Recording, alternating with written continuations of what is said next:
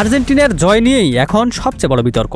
এবার শুধু মিশরই নয়, মুখ খুলেছেন নিউ ইয়র্ক সিটির মেয়র জোহরান মামদানিও। তার এক মন্তব্যের তোলপাড় সামাজিক যোগাযোগ মাধ্যম। মামদানি এক পোস্টে লেখেন, মিশরের সঙ্গে ডাকাতি করা হয়েছে।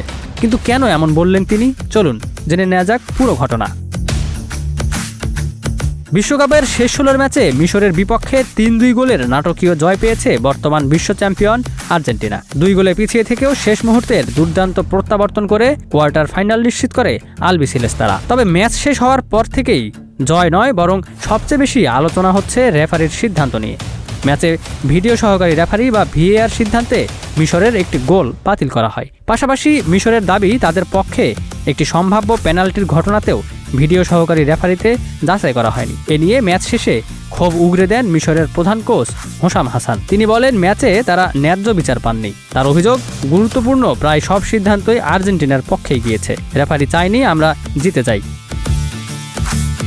বিতর্ক আরও বড় আকার নেয় যখন এ বিষয়ে মন্তব্য করেন নিউ ইয়র্ক সিটির মেয়র জোহরান মামদানি। সামাজিক যোগাযোগ মাধ্যমে তিনি লেখেন, নিউ ইয়র্কের মানুষ অন্তত একটি বিষয়ে একমত হতে পারে, গতকালের ম্যাচে মিশরের সঙ্গে ডাকাতি হয়েছে। আর তার এই মন্তব্য মুহূর্তেই ভাইরাল হয়ে যায়। কেউ তার বক্তব্যের সঙ্গে একমত হয়েছেন, আবার অনেকেই এটিকে শুধুমাত্র রাজনৈতিক রসিকতা বা ব্যক্তিগত মতামত বলেই মন্তব্য করেছেন।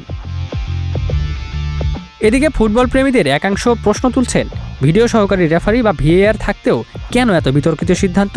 সত্যিই কি মিশরের সঙ্গে অন্যায় করা হয়েছে, নাকি রেফারির সিদ্ধান্ত ছিল নিয়ম অনুযায়ী? সবচেয়ে গুরুত্বপূর্ণ বিষয় হলো, ফিফার পক্ষ থেকে এই বিতর্ক নিয়ে এখন পর্যন্ত কোনো আনুষ্ঠানিক বক্তব্য দেওয়া হয়নি। ফলে বিতর্ক থামার বদলে আরও জোরালো হচ্ছে। Ikramuzzaman, news flash 71।